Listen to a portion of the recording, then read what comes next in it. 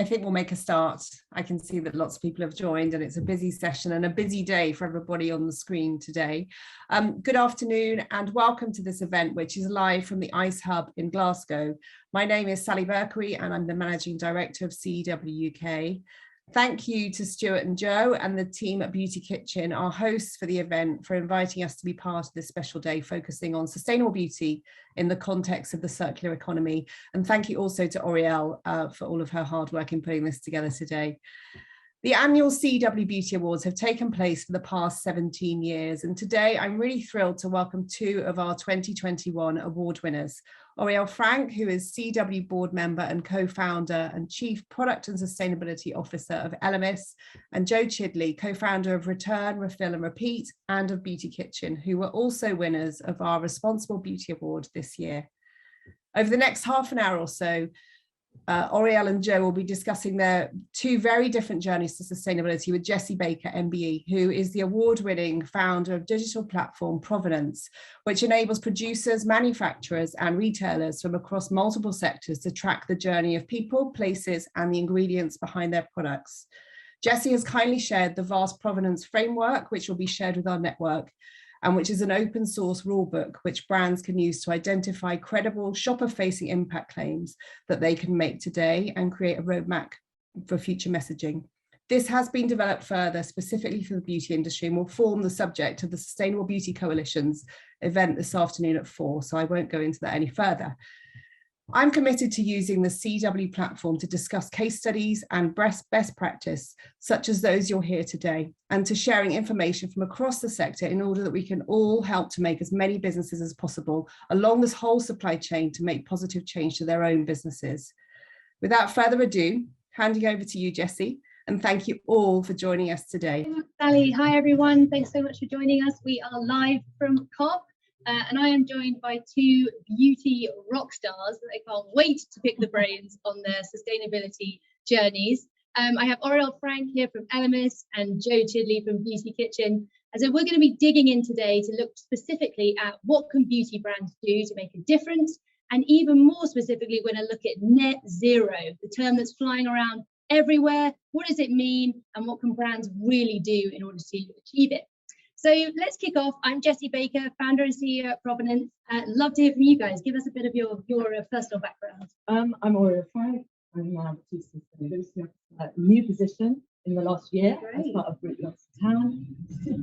Been with the company for 30 years, and the three co-founders have been together all that time. Amazing. Cool. Thanks so much. Joe. Hi, I'm Joe Chidley and I'm a fangirl of these guys. I'm the co-founder of Beauty Kitchen and a reusable packaging system, which we'll talk a little bit more about today. Amazing, great. Well, I'm so chuffed to be joined in real life with these guys. We've been collaborating on Zoom, as many of us have been over the pandemic, but it's a real novelty to be here joined in person. But let's not waste any time. So we've got two brands here, one goal of net zero. Let's look at how these different brands have been tackling this very difficult goal. But let's start and talk generally, first of all, about sustainability. So Elemis has been a pioneer of efficacy in beauty. I had an Elemis facial not that long ago and was glowing afterwards. But I'd love to hear a bit about, you guys had a long journey pioneering fantastic beauty products, but tell us about your sustainability journey. Well, I'd say nature was always at the heart of the brand. So over 500 plant extracts, oils, seaweeds, over 26 seaweeds. So that has always been there. But as time has gone on, we've used more luxurious bases, aromatics, and you start to work with scientific sort of ingredients like peptides or lipids to help drive that brand to another level. And so we've really kind of had to combine science and nature to another level. Every single product, every trial, we check that it actually physically works. So that was very much the ethos. And I'd say philanthropy was always at the heart, always the premise. That was really our heartbeat to sort of do that. But for us, sustainability, we've been 3 different companies, part of private equity. Being transparent, it was not to be done.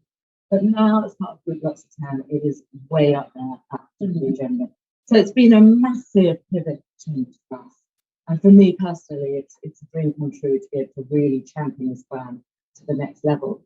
We're independent, but Lots of Town give all their learnings to us. So They're taking us, Joe will know all about this, they're taking us through the B Corp process. So we've started that with our team, which is all about the planet and people as well as profits. We're working together as a team.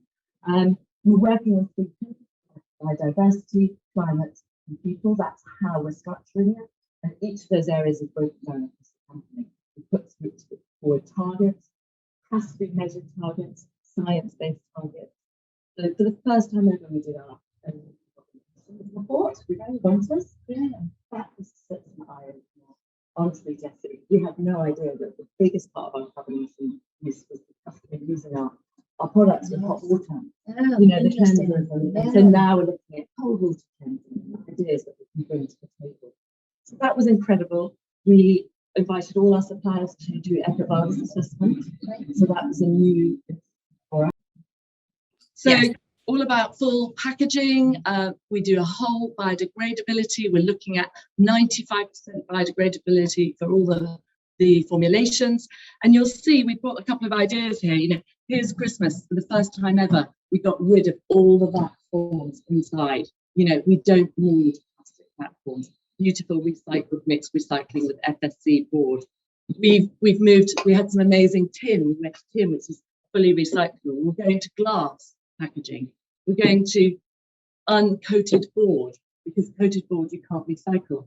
So it's been a real journey, and actually really one of the reasons we're here today is we're doing an incredible collaboration with Jo and her team and Unilever. 1 bottle, 3 companies.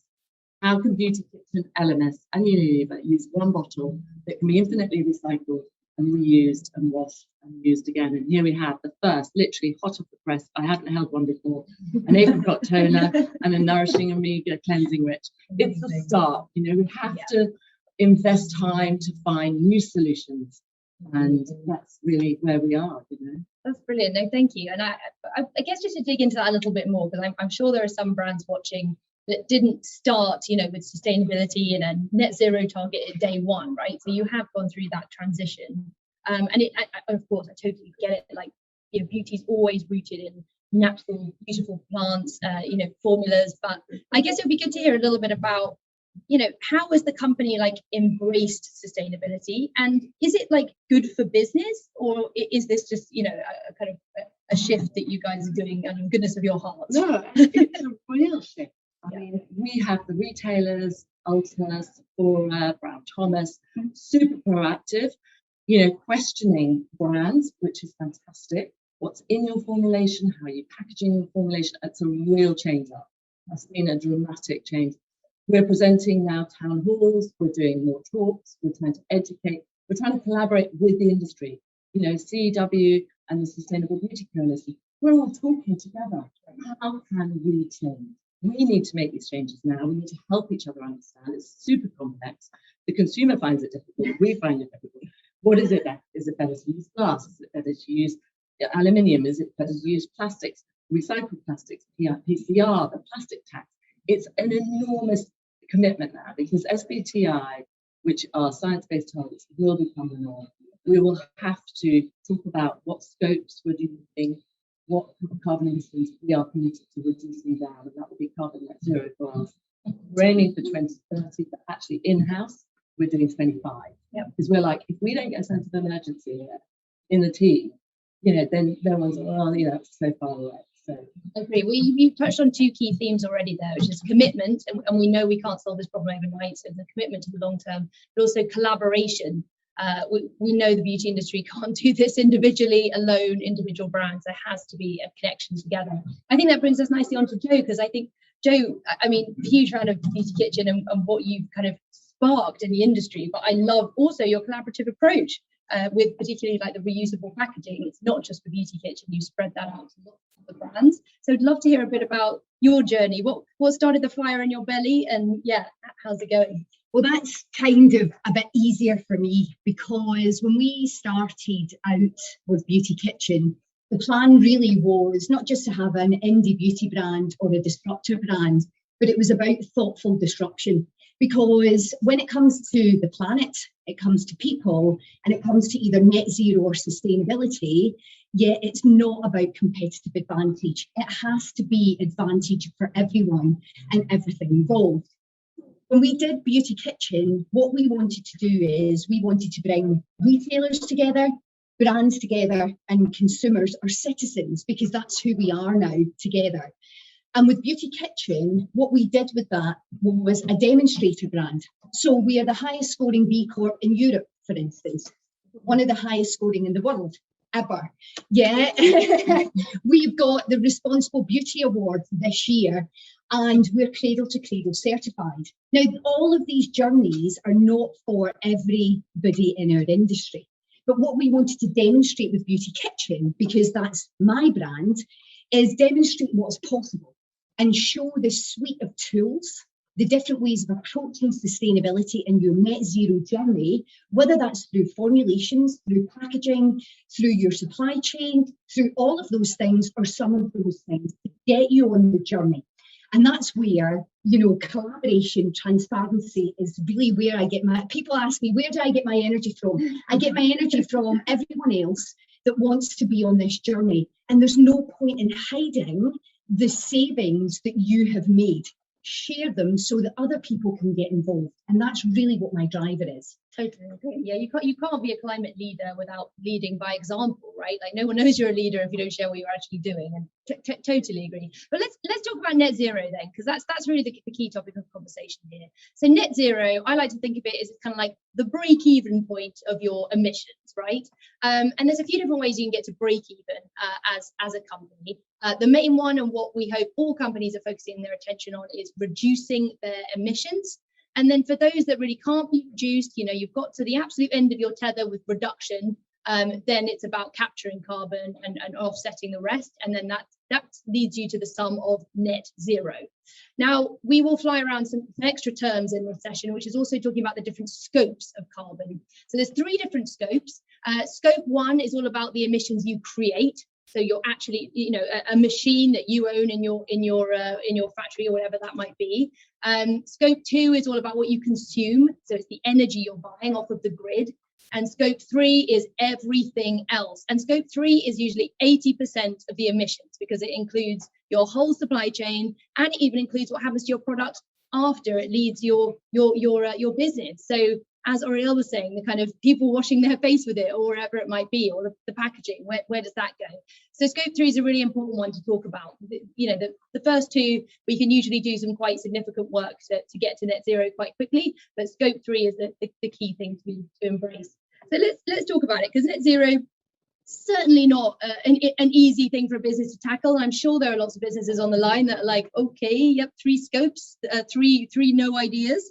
But let's jump in. Maybe Jo, we'll actually start off with you, and would love to talk about some of the initiatives that you think are moving the needle on carbon and carbon emissions in your business. So I think one of the biggest things is renewable energy. I mean, we've already seen the stats that renewable energy can produce 55% of the targets that we need, the science-based targets that we need. It's not everything, but it's a very big start. So it's stopping using fossil fuels, gas and finite resources, and using, so the sun emits more energy in a day than we have ever used in all of human history, right? I mean, you know, so, and we know that the technology is moving a lot quicker so that it's affordable, it's accessible, and it's something that can be used. And everybody is talking about it as the green recovery or the green economy. And that's really key for me. I think it's one of the simplest ways that any business, small and large, can make a big impact. So step 1, if you're a brand on here, go and have a look at your energy bill as a business, and just absolutely make sure you're sourcing renewable energy now. And I agree, it's pretty easy to switch. Start with your HQ and your kind of owned operation. So you can very quickly kind of work with your suppliers to collaborate, you know, with others that are sourcing from them on kind of ensuring they're buying renewable energy. And sometimes it's not even more expensive, right? Like it can just cost the same. So it's like literally a no-brainer. Totally agree. Start with energy. Good tip. Oriele, let's head over to you. I'd love to hear a bit more about the life cycle assessment you've done on your product. What that threw up. Well, just really coming back actually to the scopes, I'll give you a bit more sort of ideas for the panel. You know, we really looked at change straight away to electricity. Great.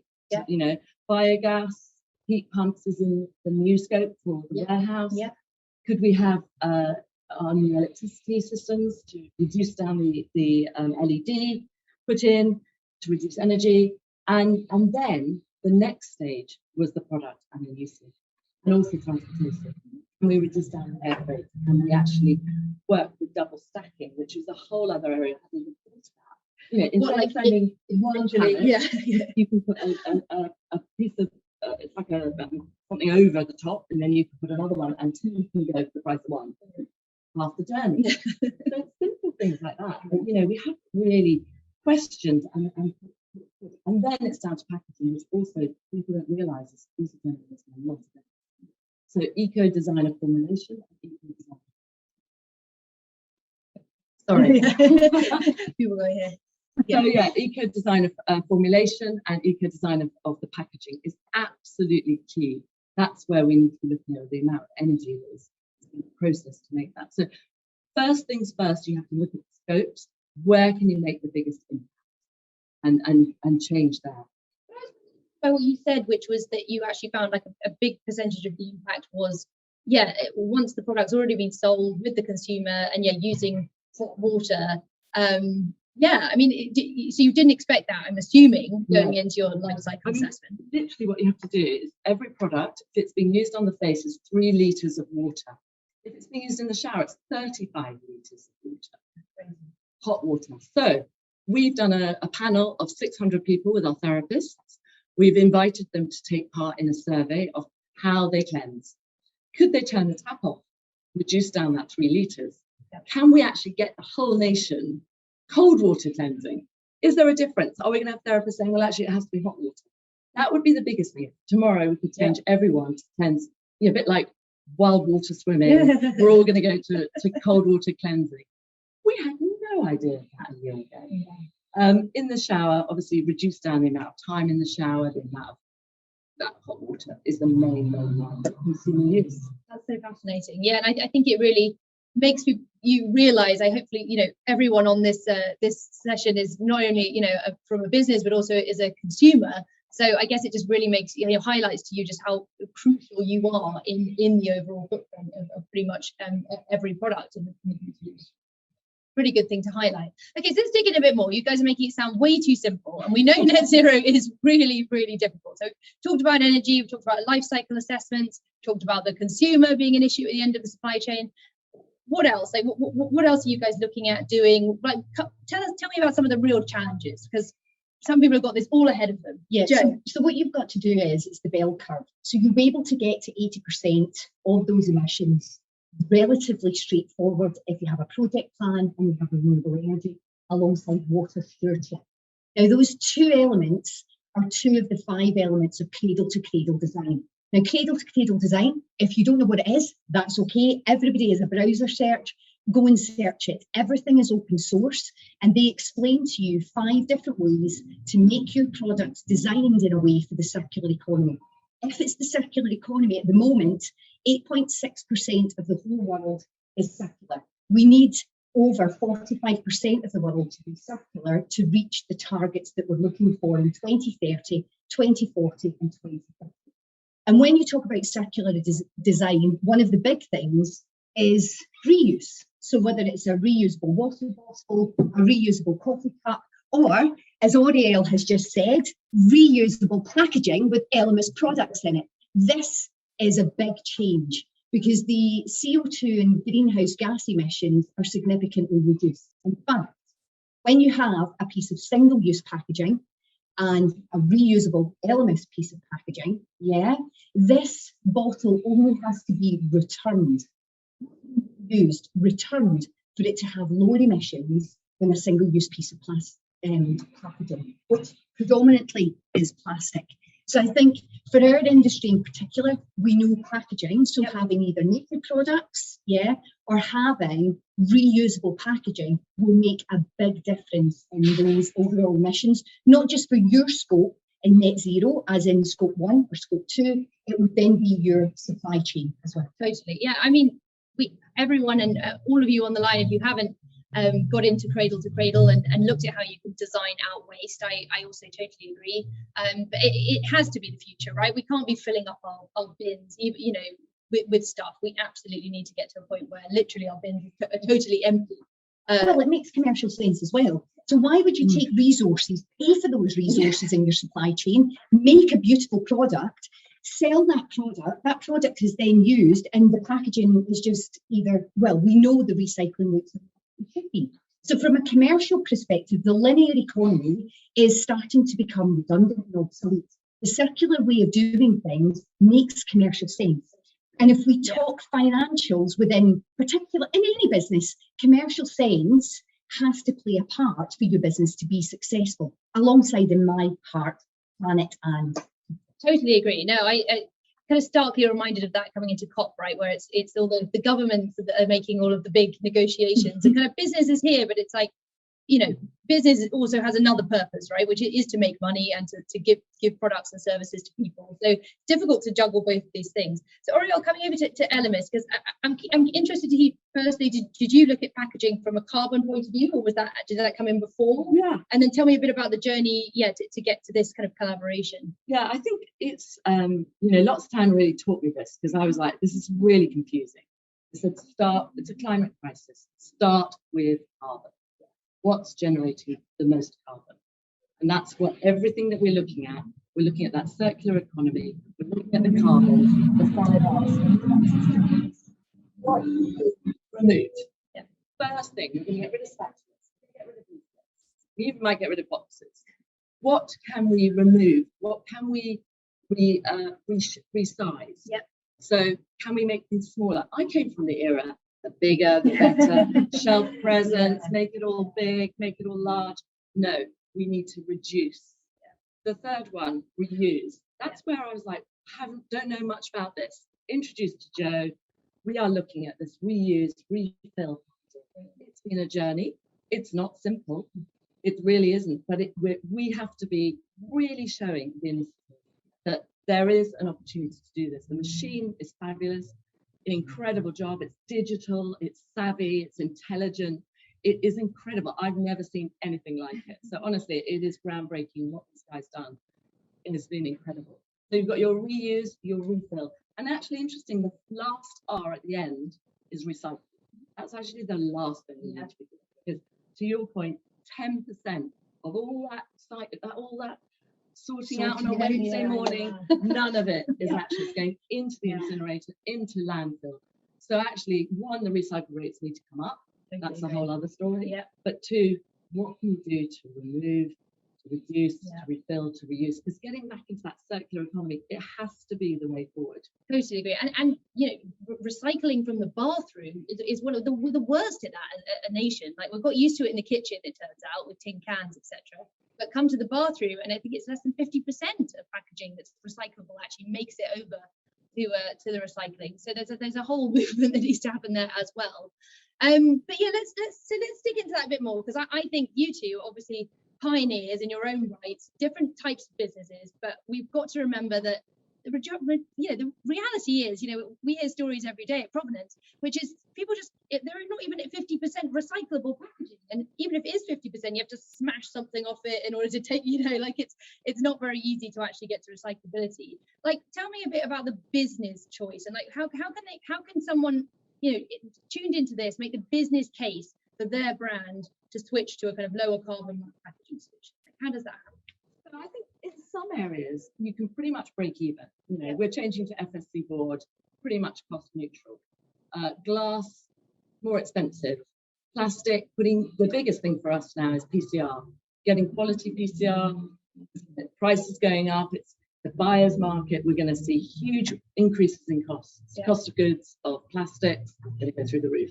Everyone is going to try and achieve 30% plastic into there, so they avoid the plastic tax. There's going to be a real learning curve for everyone.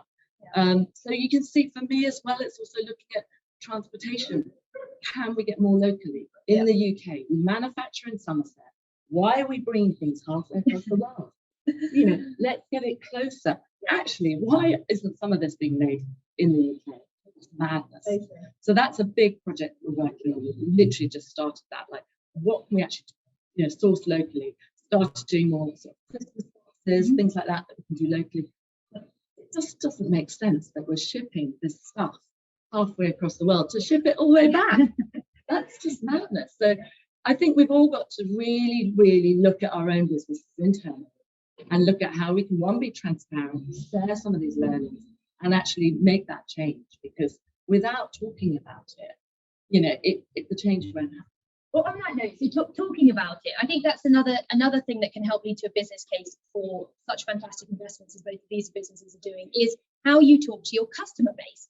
And we know retailers, beauty practitioners, and of course, shoppers are more than ever interested in the impact of products, and kind of actively changing buying behavior, shopping behavior in favor of buying more sustainable products. I mean, it's probably like one of the only silver linings of the pandemic, potentially, was just how much more conscious we all became about the things we're buying, about supply chains. I've never heard supply chains mentioned at more dinner parties in my life, Zoom dinner parties, I should say. Like we've actually started to wake up to the fact that, things are all made in lots of different places all around the world, and they have an impact, and we're indeed buying those. So I do think pandemic created a shift, but I'd love to hear a little bit about both of your customer bases, whether that's retailers, beauty practitioners, or shoppers, and kind of what are you hearing from them kind of firsthand? Maybe Jo, let's start with you in the kind of beauty kitchen customer. So I think everyone is on a journey, a sustainability journey, if we call it that. So whether you are a business, whether that's a retailer, a brand,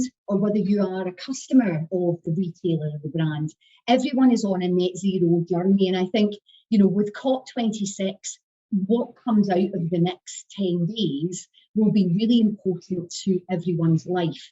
However, it's based here in the UK. So we're going to have that legacy, of COP26 right here on our home turf. And I think that's where the change will then happen. And it can be something that's really small. So whether it's something like a pump, a plastic pump that we know has been difficult to recycle, say to the customer, keep it, reuse it, brand loyalty, because they then reuse it for the product that you're selling. So there's different ways to look at it, both commercially, but then also play into the planet and play into the human social fairness element of it as well. I think it's just a different, more transparent way of doing business. I think what you do have to do, though, and that's what we've had to do as a business. So we have a circular business model. But when we are talking particularly with the reusable packaging systems, and whether that's to a company that we respect like Elemis, or a huge company that we respect in a different way like Unilever, we have to speak to them in linear terms. So we have to change our language, because there's no point in being a total sustainability nerd if it then puts people off. So I think it's about that bridging, and that's really what we wanted to do, was try and bridge that gap between retailers, brands. I totally agree. But you do also have to meet people where they are. And I think it would be interesting to talk a bit about Elemis, because I don't know all of your customer base, but I can imagine your initial customer base, would have been looking for that efficacy. They know you guys, are top of the market when it comes to looking after your skin. But have they become a more conscious consumer? I think if we can start to educate them, I think they will. I mean, I'm hearing that conscious consumerism, all the time. We have 15,000 therapists training in us. It's huge. Yeah. So we're now training them in sustainability. We're training them how to sell consciously. We don't want them to have 12 products. Actually, wouldn't it be amazing if they had 3 that they used every single last piece of cleansing balm to the end, and they finish that product, and then they would buy another one, and hopefully in a refill system that we can develop. So it's really educating right from the start. It's our therapists. So we're doing special training sessions all through a town hall system. They're all learning. We're going to be putting a webinar together on all our packaging. By January, we're hoping every single packaging, we're going to put where we are. This is where we are. We know it's not perfect. So the consumer will be able to read, recycle the glass, that can be recycled, the carton can be recycled, or actually on this, this is glass can be recycled, this can't be recycled. So we're going to be very transparent. We're also going to put a note there of what we're aiming to do.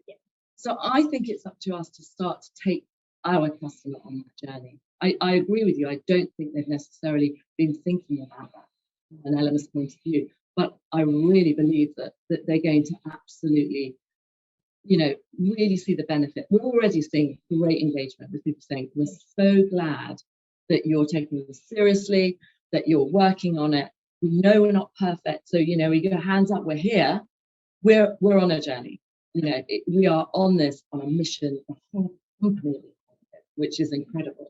Right at the top, everyone is like, as quick as you can go. Well, let's make that change. And I'm hoping that will bring our consumer with us, and it will be even better. Yeah. Fascinating, is it? I think we have, as well as we've had the rise of the more conscious consumer and that they're demanding more, I do think we've also had the rise of the vulnerable brand, the brand that's willing to admit that they're not perfect, which is quite a stark contrast to the kind of beauty brands of yore, right, which were all like perfection, supermodels, perfect skin, everything's perfect, and just trust the brand, and I think we are getting this change now, which I keep seeing across industry, not just beauty, which is this admitting we're not perfect, we've got a long way to go. And actually I think that is driving like a whole new type of brand loyalty, which is great to see, because that perfection model of the past is not going to get us to net zero, right? We have to have that vulnerability. So again, maybe on that, I guess, is there anything that didn't land with your customer base, or anything where a practitioner was like, ooh, well, you've told me you haven't done this, or I don't know, any dirty laundry to air? Honestly, it has been such a positive experience by being transparent. Yeah, I think you have to be. Actually, I get frustrated seeing brands sort of saying one little statement, and I look at the rest of your brand. So I think the way we communicate is going to be key. And I think, with the new laws coming out on greenwashing, everyone has to be super clear and show the ambition. I think we are going to have to measure and show how we are adapting and changing. What have we done? We're looking at how we will do our ESG reporting so that people can go online and really understand more about it. I think that's the big journey for us, is how do we get that message out there? How are we going to communicate it? Keep people engaged. But I think I can only think of positive messages that have come to us from all in the whole industry. And lots of town have been absolute champions. I mean, they are regenerative farming. I was in the fields of their almonds, organic almonds, 2 weeks ago. They are growing. They're growers as well. They're researching, the biodiversity, the regenerative farming, and getting to that next level for me is what we're looking at. So we're working with right through to the supply chain on can we actually grow specific ingredients on land? We were looking at peatlands the other day. They've got maize, which takes a lot of water. It's not great. Could we change that to a different ingredient and grow it specifically for Elemis? We have farms over in East Anglia where we grow incredible, starflower, echium. Wow. Stunning.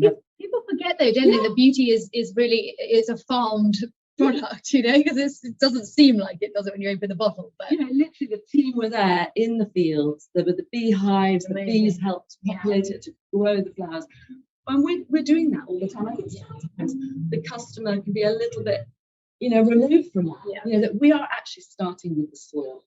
I think it's, what's a better story to tell as well, right? Especially if you're trying to prove the quality of your product and show how much care and attention you're putting into it, making all of that transparent.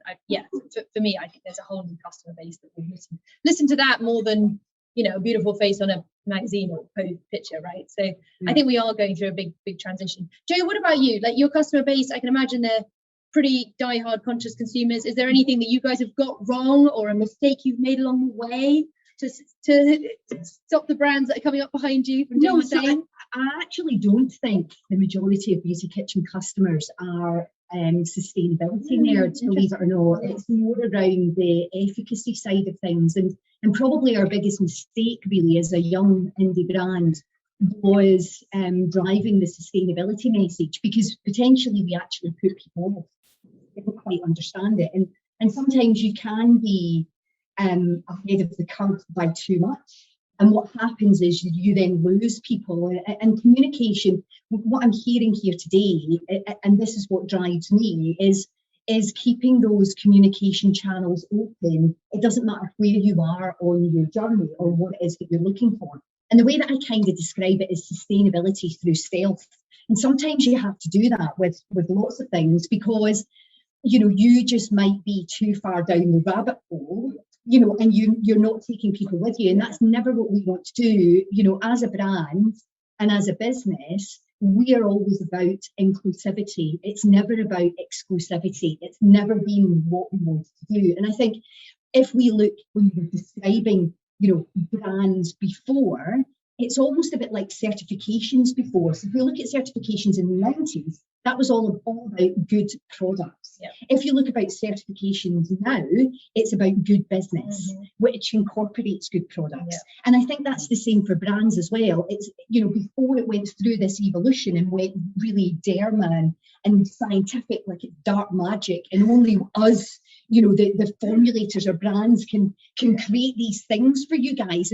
But I think what then happened is we lost touch with what people wanted to hear, and we are only just coming back to that ourselves as brands. I think these beautiful stories that Oriele's been describing, I think more of those stories will become more relevant.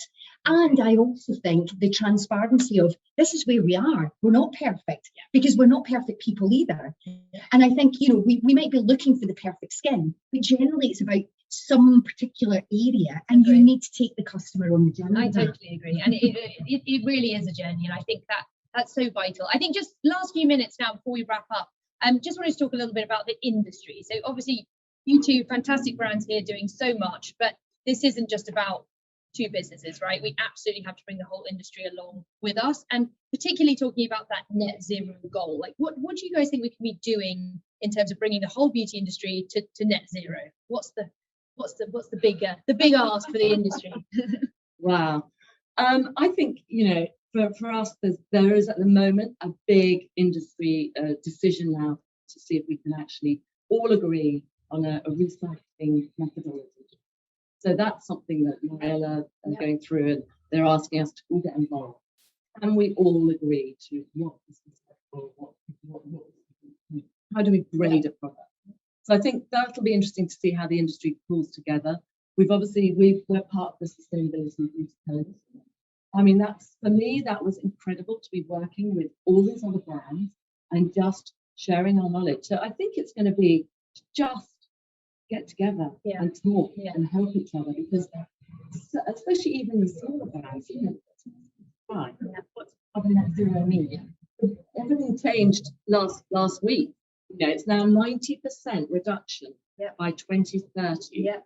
That is huge. That ain't gonna happen if we all work solo, right? It's got to be a group. And then it's looking at how do you offset. Even I'm learning about that. We're visiting projects. What can you offset? Offset takes like hundreds of years.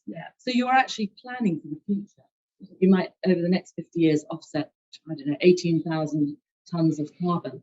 So there's that whole industry behind the scenes is going to be changing fantastic rapidly. new innovations in like carbon capture, you know, online. I think we're so used to offsets, and people just think like, oh, I'll plant some trees or whatever. No. Like there's like tons of new, really fantastic innovations, like really sucking carbon out of the atmosphere, you know, like into kelp and sinking it into the ocean, or, you know, just kind of all these new innovative ways of getting rid of carbon. And it's just like, I think that's just the beginning of it. Jo, let's go to you before we wrap up, really, which is just, ideas for how the industry can come together. What do you think we do? I mean, I think the journey has already started. If we look at, you know, the membership of CEW, we look at other industry bodies, not just looking at brands and retailers, but if you look through the full supply chain, so whether that's the Packaging Association or whether that's the Contract Manufacturing Association, all these associations and industry bodies are going through an evolution. And the more that we talk and share with each other, the bigger the impact can be. So, you know, when we look at Beauty Kitchen, we're a small indie brand based here in the UK with distribution in a few countries.